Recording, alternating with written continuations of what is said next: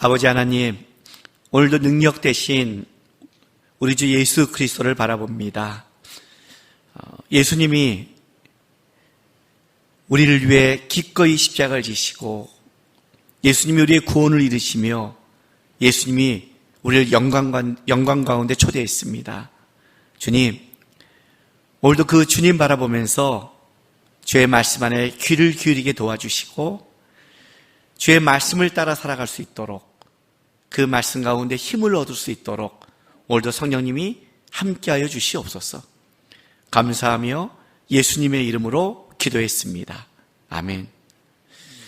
하나님의 말씀 보겠습니다. 창세기 47장 27절에서 48장 7절까지 제가 쭉 봉독하겠습니다. 이스라엘 족속이 애굽 고센 땅에 거주하며 거기서 생업을 얻어 생육하고 번성하였더라. 야곱이 애굽 땅에 17년을 거주하였으니 그의 나이가 147세라. 이스라엘이 죽을 날이 가까우매 그의 아들 요셉을 불러 그에게 이르되, 이제 내가 네게 은혜를 입었거든 청하노니 네 손을 내 허벅지 아래 놓고 인애와 성실함으로 내게 행하여 애굽에서 나를 장사하지 아니하도록 하라. 내가 조상들과 함께 눕거든 너는 나를 애굽에서 메어다가 조상의 묘지에 장사하라. 요셉이 이르되 내가 아버지의 말씀대로 행하리이다. 야곱이 또 이르되 내게 맹세하라 하매 그가 맹세하니 이스라엘이 침상 머리에서 하나님께 경배하니라. 이 일 후에 어떤 사람이 요셉에게 말하기를 내 아버지가 병들었다 하므로 그가 곧 두 아들 므낫세와 에브라임과 함께 이르니, 어떤 사람이 야곱에게 말하되 내 아들 요셉이 내게 왔다 하매 이스라엘이 힘을 내어 침상에 앉아 요셉에게 이르되, 이전에 가나안 땅 루스에서 전능하신 하나님이 내게 나타나사 복을 주시며 내게 이르시되 내가 너로 생육하고 번성하게 하여 내게서 많은 백성이 나게 하고 내가 이 땅을 내 후손에게 주어 영원한 소유가 되게 하리라 하셨느니라. 내가 애굽에 와서 내게 이르기 전에 애굽에서 내가 낳은 두 아들 에브라임과 므낫세는 내 것이라. 루벤과 시므온처럼 내 것이 될 것이요 이들 후에 내 소생은 내 것이 될 것이라. 그들의 유산은 그의 형들의 이름으로 함께 받으리라. 내게 대하여는 내가 이전에 밧단에서 올 때 라헬이 나를 따르는 도중 가나안 땅에서 죽었는데 그곳은 에브라까지 길이 아직도 먼 곳이라. 내가 거기서 그를 에브라길에 장사하였느니라. 에브라는 곧 베들레헴이라. 아멘.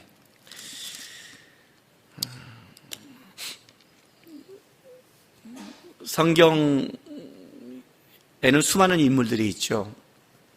집회를 하거나 또 우리끼리 교제하고 말씀을 나눌 때 이제 제가 묻기도 하고 또 우리끼리 신앙 고백하면서 이런 고백들을 한 번씩 해봅니다. 너는 성경 인물 중에 가장 닮고 싶은 사람이 누구니? 너는 성경 인물 중에 가장 좋아하는 사람이 누구니? 라고 이제 물으면 이제 고백들을 하죠. 근데 야곱이 나온 것을 못 봤어요. 야곱이. 근데 여러분들이 내가 어떤 성경의 인물들을 좋아한다, 내가 성경의 인물들을 본받고 싶다 할 때 막연하게 추상적으로 하지 말고 그 인물들의 어떤 면을, 무엇을 본받기를 원하는가, 그걸 좀 생각했으면 좋겠어요. 왜냐하면 만약에 그걸 좀 생각한다면 저는 야곱이 나올 만하다고 생각합니다. 근데 야곱이 나오지 않는다는 것은 우리가 좋아하는 그 속에 그 성경 인물이 하나님 앞에 살아간 그 하나님 앞에 신앙의 삶을 그 하나하나 걸어간 그 길보다는 우리 눈에 보이는 그 업적들, 이런 말 있잖아요. 용의 꼬리보다는 뱀의 머리가 되자. 우리나라는 그런 게 있잖아요. 모세, 그러면 모세가 살아간 그 인생을 보는 게 아니라 모세는 사실 굉장히 외로운 삶을 살았거든요. 그는 자기의 정체성을 이 땅에서 찾을 수 없는 사람으로 살아갔단 말이에요. 히브리 사람으로 태어났는데 애굽에서 자랐고 애굽 왕궁에서 자라서 애굽 사람인 줄 알았는데도 거기도 애굽 사람이 아니고 자기는 히브리 사람이라고 아는데 히브리 사람은 인정하지 못하고, 그리고 결혼은 가나안 땅에 가서 미디안에서 시포라와는 결혼하고, 삶은 또 가정은 거기서 꾸리고. 그러니까 그는 자기가 민족적으로 태어난 것, 자기가 공부하고 자란 것, 결혼한 것, 정체성이 없는 거예요. 그래서 모세는 사실 방황했어요. 그가 하나님을 만날 때, 하나님 나라의 정체성을 가질 때 그가 살아갈 이유와 목적이 생겼죠. 근데 우리는 그게 아니라 모세 그러면 민족의 지도자, 그리고 하나님의 지팡이를 잡고 애굽을 깨버린, 그리고 수많은 이적과 기적을 행한 능력자의 모습이 너무 강렬한 거예요. 이렇기 때문에 우리는 하나님이 우리 삶 속에 일하시고 함께한다는 하나님의 인도하심과 일하심을 못 느껴요. 비전은 업적도 아니고, 비전은 어떤 직업도 아니에요. 나의 비전이 뭡니까 할 때 여러분들은, 많은 사람들이 내가 뭘 해야 됩니까? 라고 말하는데 비전은 뭘 하는 게 아니에요, 여러분. 그래서 안 보이는 거예요. 비전은 뭘 하는 게 아니에요. 비전은 위대한 업적을 남기는 게 아니에요. 기독교에 비전을 그렇게 이해하고 간다면 여러분들은 하나님의 비전이 뭔지를 모르고 세상적 비전과 하나님의 것을 섞어서 항상 분별하지 못하고 살아가는 인생이 하게 되는 겁니다. 야곱은 비전의 사람입니다. 야곱만큼 놀라운 비전을 이룬 사람이 없습니다. 여러분, 한 개인의 인생을 살아갈 때 요셉과 야곱을 비교하면 비교가 안 됩니다. 그 삶의 그 올라간 그 높이가, 이거는 비교할 수 없습니다. 사실은 이스라엘 그 민족 속에 가장 그 큰 일을 한 사람이 누구냐 하면 요셉이죠. 왜? 오늘 요셉이 이렇게 안정을 누려놨기에 70명이 내려와서 애굽에서 자리를 잡고 살아갈 수 있었고, 드디어 나중에 보면 알겠지만 므낫세와 에브라임 두 지파가 장자권을 가져가고, 오늘 장자권을 가져가고. 그러면 사실은 요셉이 굉장히 위대한데 요셉 지파를 없애버렸어요. 물론 에브라임과 므낫세로 갔지만 요셉이 그렇게 업적을 이룬 요셉이 아니라 실제는 야곱이 이스라엘로 바뀌어서 국호는 야곱의 이름이 변화돼서 되는 위대한 이름이 바뀌었지 요셉이 아니거든요. 업적으로 따지면 요셉이 해야 돼요. 업적이 아니라고요. 총이라는 어떤 직분이 아니라고요. 그게 하나님 나라의 위대한 비전이 아닌 거예요. 야곱이야말로 하나님의 꿈을 이뤘잖아요. 여러분, 비전은 업적과 직분이 아니라 하나님의 꿈을, 하나님이 우리에게 원하신 그것을 순종하고 그 뜻을 이루는 게 비전이에요. 그게 비전이에요. 나의 비전은 세상에서 뭔가를 드러내는 게 아니라 하나님이 나를 이 땅에 보내시고 나를 통해 일하고 싶은 그것을 이루어가는 게 비전이라고요. 그 우리는 업적으로 보면 나는 뭐야? 난 주부고 난 애인데 나는 뭘 이뤄? 이런 식이 되는 거죠. 저는 야곱을 좋아합니다. 예수님 빼고 너 누구 본받고 싶니? 그러면 가끔 그 철없는 어떤 청년들은 그냥 예수님이요 그러더라고요.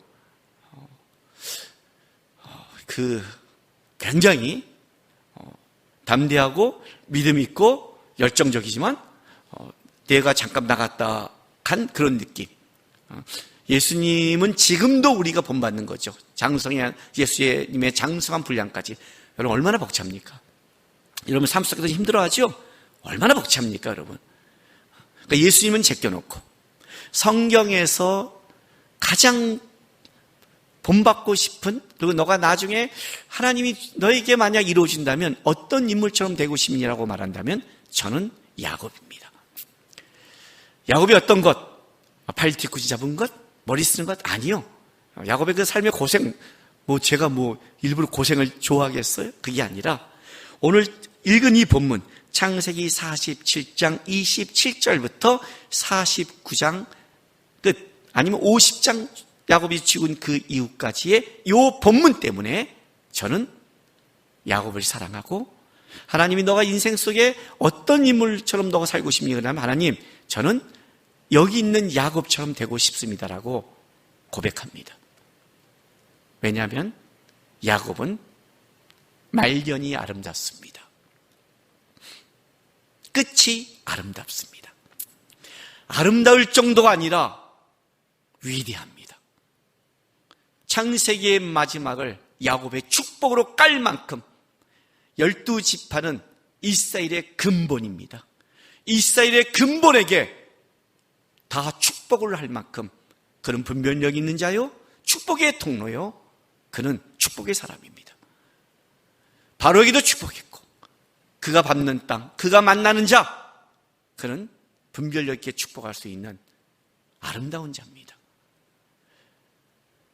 땅에서 우리가 살면서 중간에 얼마나 위대한 일을 하고 얼마나 유명하며 얼마나 대단한 일을 해도 그의 말년이 얼마나 분별력 없고 얼마나 이기적이며 얼마나 개인적이며 욕심에 따라 살아가는 수많은 사람들을 봅니다. 세상 사람이 아니라 하나님의 신앙인 중에서도 위대한 업적을 이루고 위대한 일을 행했지만 그의 말년을 보면 진짜 축복의 통로구나. 저렇게 인생을 마무리해야 되는구나. 저게 인생을 마무리하는 영적인 분별력을 가진 어른이구나. 이거는 쉽지 않습니다. 저도 이 나이가 들어가면서 이 두려움이 있습니다. 그래서 성경을 볼 때마다 저는 이 야곱이 너무 아름답습니다. 그러니까 여러분 지금부터 야곱의 그 아름다움을 좀 보시면서 여러분의 마지막을 어떻게 하나님 앞에 쓸 때 준비해야 되는지, 신앙에서 진짜 아름다운 사람이 누군지, 신앙에서 비전의 사람이 누군지, 하나님이 축복의 통로로 높이 세워진 이 야곱의 마무리를 좀 봤으면 좋겠습니다. 오늘 27절에 이렇게 시작합니다. 이스라엘의 족속이 애굽 고센 땅에 거주하며 거기서 생업을 얻어 생육하고 번성하였더라. 야곱이 애굽 땅에 10년을 거주하였으니 그의 나이가 147세라. 이스라엘이 죽은 날이 가까우매 그럽니다. 자, 그의 나이 130세 험악한 세월, 그냥 정신적, 육체적으로 고생스러운 게 아니라 폐역하고 죄 많은 이 악한 세대 속을 살아갔다는 걸 말한다고 그랬죠. 그 끔찍한 세상을 살아왔습니다. 그런데 그 말년도 그 축복의 땅에서 죽지 못하고 요셉이 있는 그곳에 또 흉년 때문에 내려옵니다. 그래서 애굽에 와서 몇 년을 샀냐면 17년을 거주합니다. 요셉이 이렇게 말하죠. 아직 흉년이 5년 남았습니다. 그러니 내려오십시오 하고 내려왔습니다. 5년이 지났습니다. 흉년이 끝났습니다. 그리고 12년 동안 살아갑니다. 야곱은 12년 동안 애굽에서 어떻게 살았을까요? 그는 아들이 총리입니다. 아마 진짜 편했을 겁니다. 이제 먹고 살 문제도 없고 그가 어떤 요만한 것도 걱정할 이유가 없습니다. 세계의 권력자가 그의 아들이기 때문입니다. 그러면 야곱은 그 편함, 아마 인생 속에 가장 자식들은 다 만났고 자식들은 너무너무 잘 됐고 이제 진짜 평안한 그 죽음을 맞이해서 그 좋은 땅에서 야곱은 편하게 죽었을까요? 아니죠. 흉년이 끝난 이후에 12년 동안 야곱의 눈은 가나안 땅에 있었습니다. 먼 것도 아닙니다. 먼 것도 아닙니다. 충분히 거기가 살 수 있습니다. 여러분 요셉이 거기까지 먹을 거를 공약 못 하겠습니까? 거기까지 못 주겠습니까? 야곱이 죽었을 때 헤브론 땅까지 그 애굽의 고관대작들이 함께 올라가서 장사 지내고 내려온 그 땅입니다. 그 많은 인원이 움직이는데 아니 야곱이 좀 못 가겠습니까? 거기에서 자기 애굽 군병들에게 지켜, 너 우리 부모님 지켜. 파병을 못 시키겠습니까? 야, 내가 그곳이 편하다. 하나님 준 난 그 땅에서 죽을게. 너는 여기서 니네들은 남아서 민족을 이뤄라. 나는 이제 늙었고 거기 있겠다. 그걸 못 하겠습니까? 아니죠. 하나님이 이곳에서 요셉이 너희 눈을 감길 것이다. 여기에서 눈을 감으라고 했습니다. 그것도 하나님의 명령인 겁니다. 여러분 죽음도 하나님의 명령인 겁니다. 왜요? 나중에 보면 압니다. 야곱이 왜 애굽에서 죽어야 되는지, 왜 애굽에서 그 땅에서 죽었는지. 죽음마저도 야곱은 비전의 사람이고 죽음마저도 메시지가 있고 죽음마저도 자녀들에게 하나님의 꿈을 줄 수 있는 사람이 야곱이었습니다. 그 땅에서 죽어야 되는 겁니다. 그런데 그의 눈은 가나안 땅에 있는 겁니다. 그 12년을 그는 거기서 안주하고 편한 게 아니라 여전히 그의 눈은 어디에 있어요? 가나안 땅에 있습니다. 그래야 요셉이 야곱의 말이 얼마나 진심인 걸 압니다. 여기서 그가 마음 편했고 여기서 그가 누렸고, 야, 살고 보니까 이런 땅이 없구나, 진짜 하나님이 내 말년에 좋은 땅이 있구나, 여기서 좋은 거를 잡아라 했다면 그렇지 않습니다. 요셉은 그 12년을 늙어 죽어 아무 할 일이 없는 노인 같지만 여전히 그는 삶이 메시지가 있는 삶이라는 겁니다. 이해가 되세요?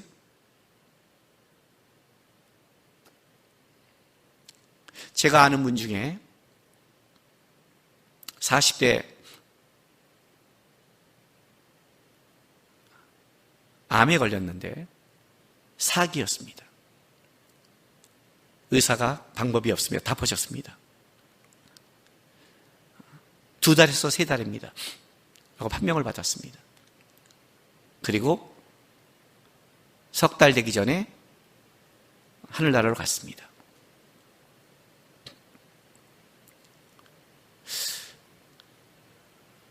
우리는 사명이 있는 자는 죽지 않는다고 말합니다. 다른 말로 할게요. 오늘 내가 살아있는 건 사명이 있는 자란 뜻입니다. 그러면 내가 지금은 3개월 시한부 생물을 받으면 비전이 없는 걸까요? 야곱이 그의 날이 죽을 날이 가까우면 그렇습니다. 죽을 날이 가까우면 비전이 없는 건가요? 죽을 날이 가까우면 오늘 눈을 뜨면 오늘은 뭐예요? 사명이 없는 날입니까? 내가 생명이 오래 살면 사명이 있는 거고 짧게 살면 없는 겁니까? 뒤집어서 얘기할게요. 여러분들은 여러분의 생명이 수십 년 된다고 생각하십니까?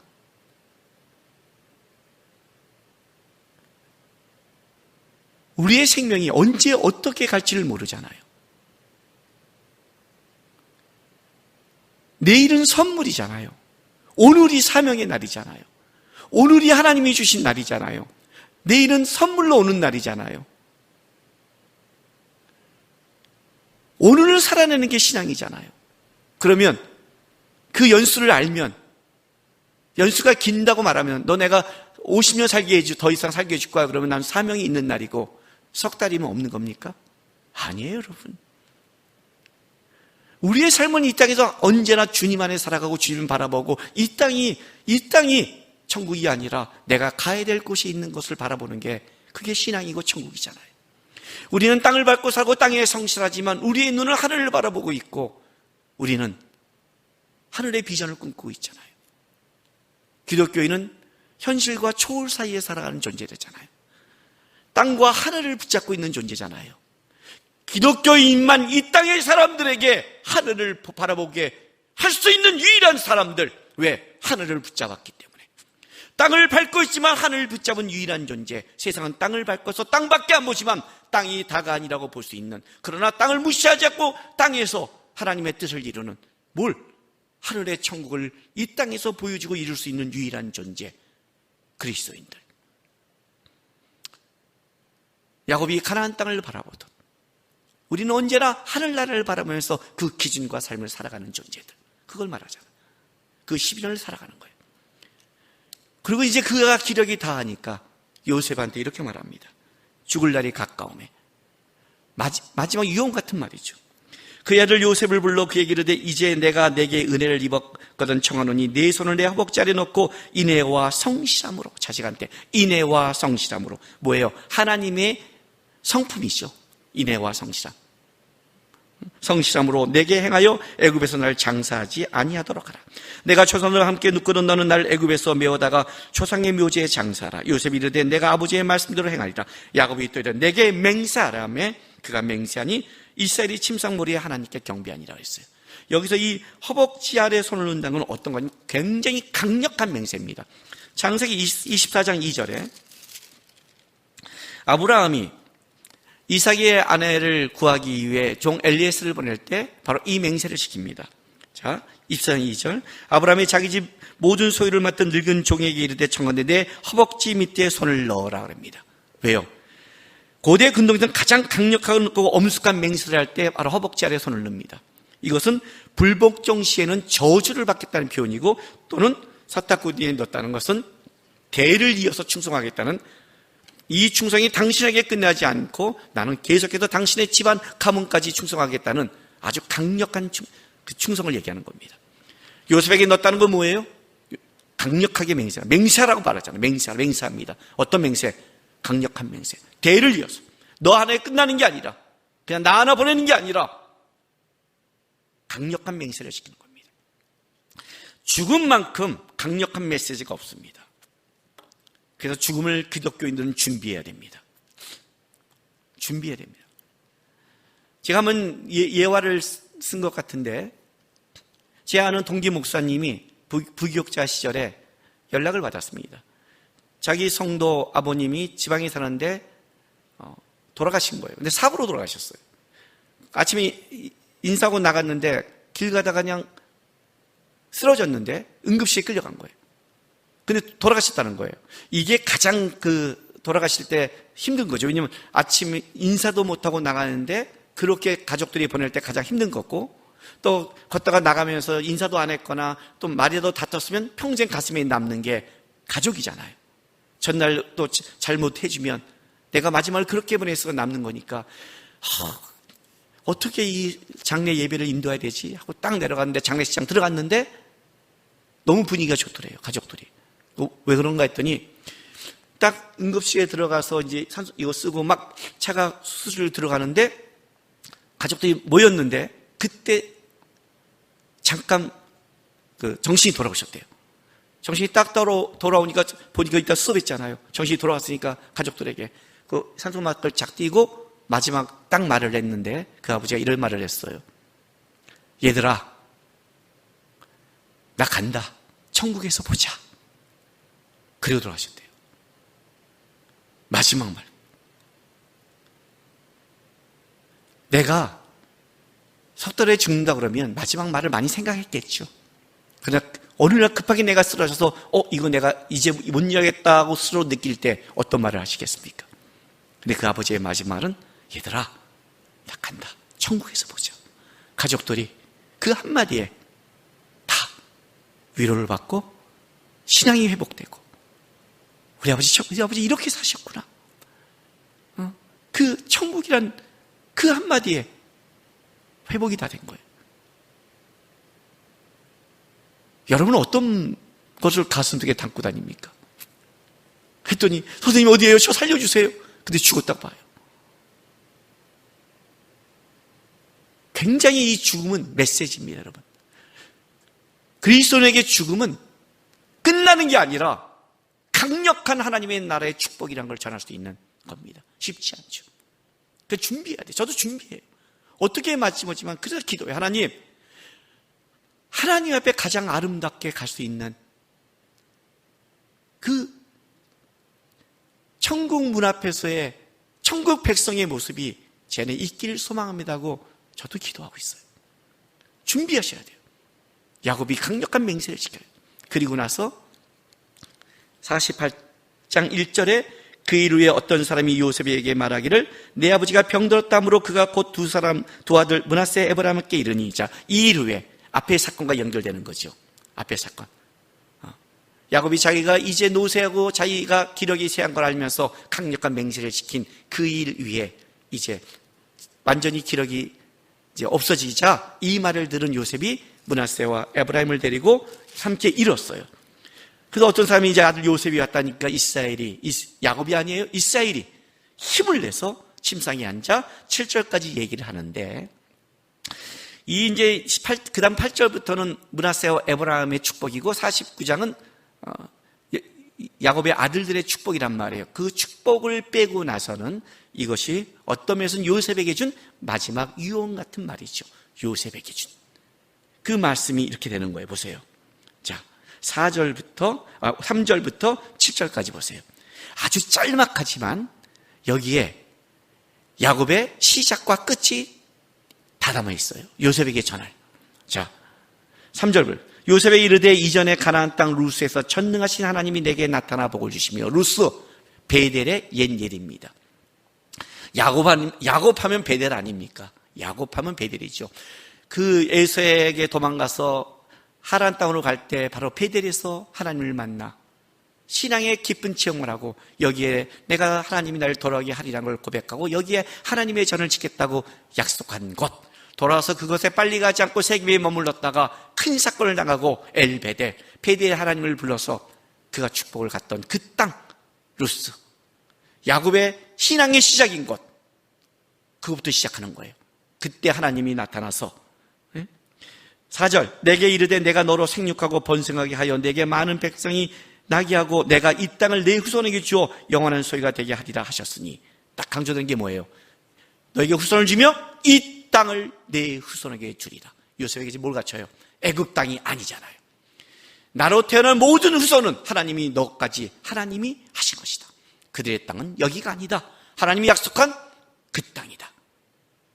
그 메시지를 전하고 나서 기가 막힌 분별력인데 5절에 내가 애굽에 와서 내게 이르기 전에 애굽에서 내가 낳은 두 아들 에브라임과 므낫세는 내 것이라 루벤과 시므온처럼 내 것이 될 것이라 그래요. 근데 지금 여러분이 이 자리에 요셉이 므낫세가 에브라임을 데리고 왔어요. 그런데 야곱은 그걸 몰라요. 왜냐하면 나중에 이 얘기 끝나고 8절에 요셉 이스라엘이 요셉의 아들 보고 이르되 이들은 누구냐 그래요. 그러니까 그때는 야곱은 이제 기력이 세서 앞을 못 볼 때예요. 누가 있는지는 몰라요. 그럼에도 불구하고 있어 보여서가 아니라 벌써 야곱은 어떻게 인생이 하나님의 나라에서 정리를 해야 될 것을 다 가지고 있는 거예요. 이 말년이 너무나. 가정에서 자녀들이 돈 싸움을 하거나 자녀들이 지분 싸움을 하거나 자녀들이 그런 걸로 나눠지는 가장 큰 이유는 자녀의 문제가 아니라 부모의 문제예요. 아브라함도 자기 생전에 이삭에게 그 땅을 주고 나머지 자식들을 동방으로 떠나보내요. 생전에 이 문제를 정확히 해야 되는 거예요. 그게 어른이 할 일이고 그게 분별력이에요. 그게 분별력이에요. 죽지 않을 것처럼 땅에 걸 묻고 살다가 아무것도 해놓지 않고 죽어서 가족이 싸움을 한다? 그거는 부모가 잘못한 거예요. 어른이 존재해야 될 이유가 여기 있는 거예요. 여러분, 요셉은 부담감이 있겠죠. 므낫세와 에브라임은 애굽 여인과 애선한 혼혈하잖아요. 그 형제들과 완전히 다르잖아요.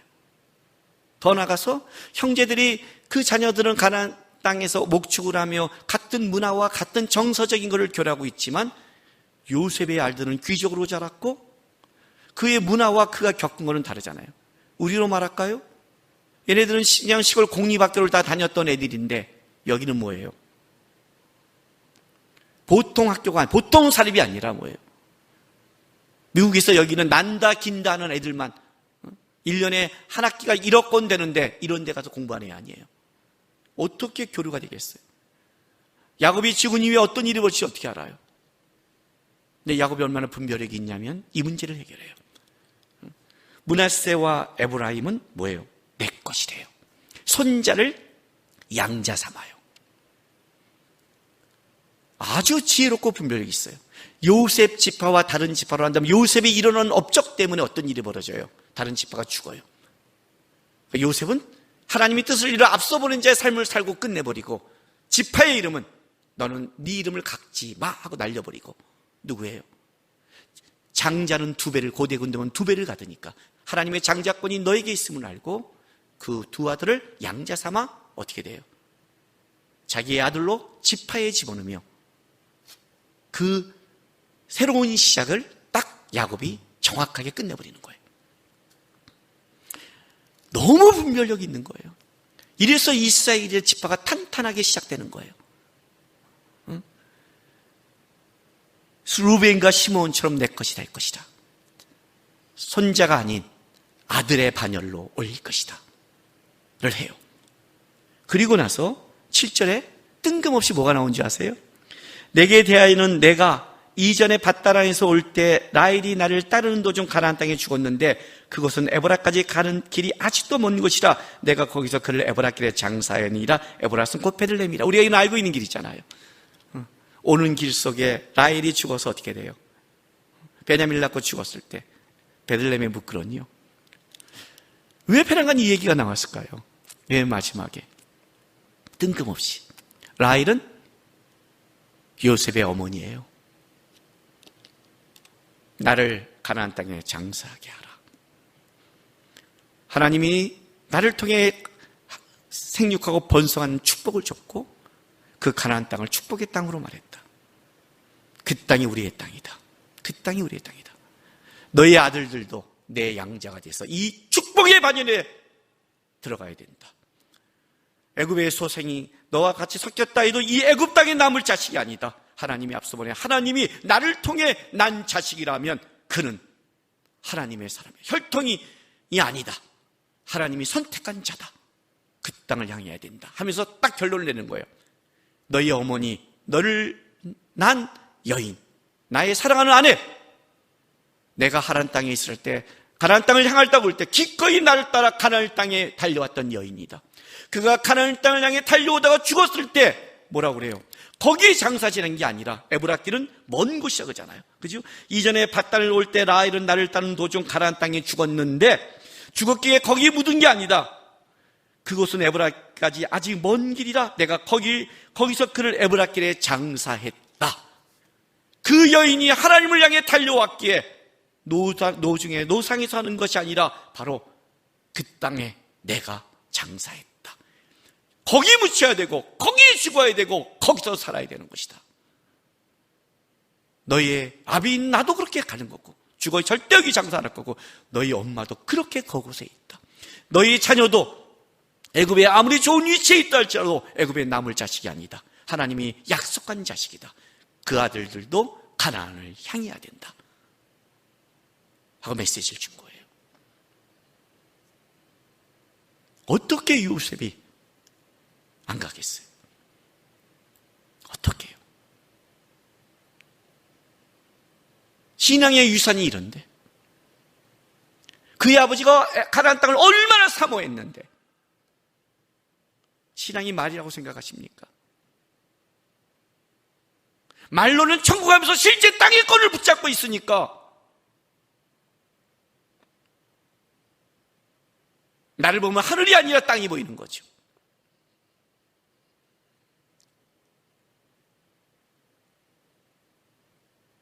믿음이 뭡니까, 여러분? 신앙이 뭡니까? 위대한 업적입니까? 아닙니다, 여러분. 야곱은 죽을 그 순간까지 하루하루 삶이 하나님을 향한 발자취가 있었습니다. 요셉이 야곱을 바라보면 뭘 보였냐면 가나안을 향한 그 소망과 꿈이었습니다.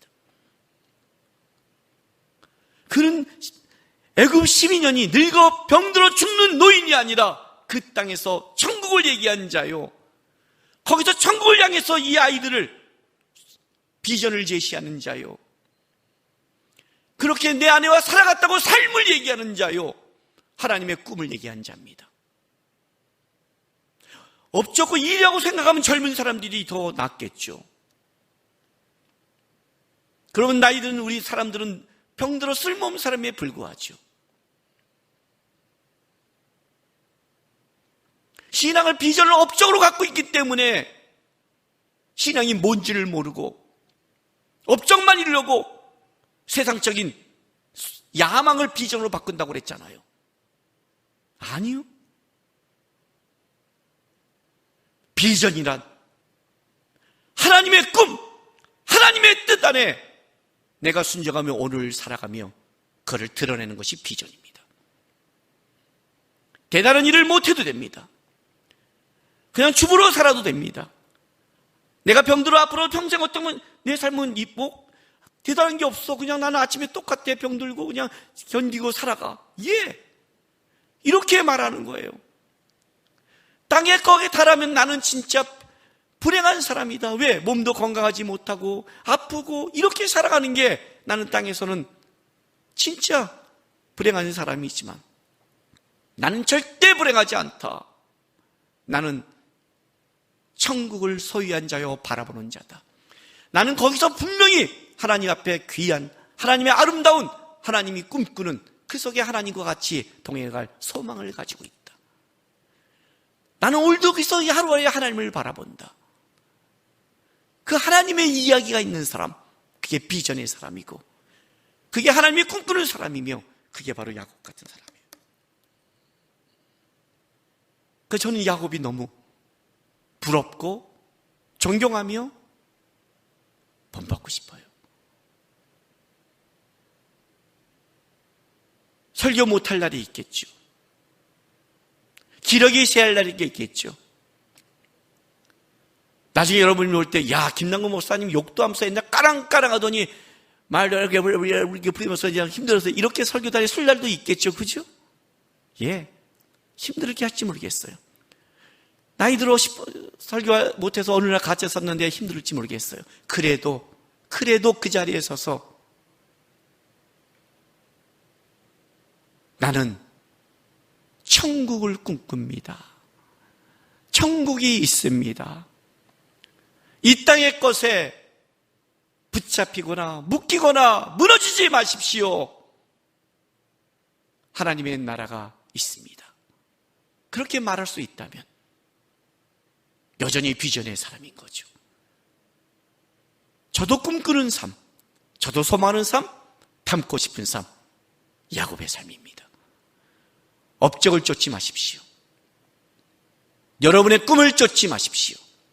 하나님의 뜻을 쫓으시고 주께서 여러분이 원하는 오늘 삶의 자리에서 나는 천국에 향해 달려가고 말할 것이 있는 하나님의 사람입니다. 그 하나님의 뜻을 따라가는 진정한 비전의 사람이 되시기를 주님의 이름으로 바랍니다. 기도하겠습니다.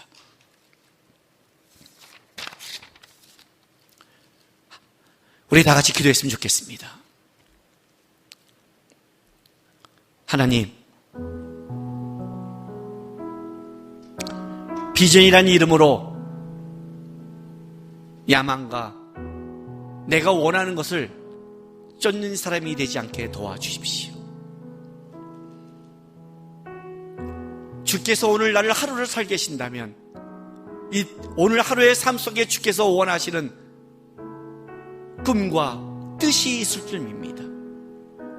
내 눈에 보잘것없이 보인다 할지라도 주의 뜻이 있다면 기꺼이 그 뜻을 따르는, 힘들 때나 좋을 때나 늙을 때나 건강할 때나 언제든지 나는 하나님 바라보면서 하나님의 이야기가 있고 꿈이 있고 소망이 있고 그 뜻에 순종하는 신앙의 삶이 있는 사람이 되기를 원합니다라고 우리 이 시간 다 같이 기도하며 나가겠습니다. 기도하겠습니다.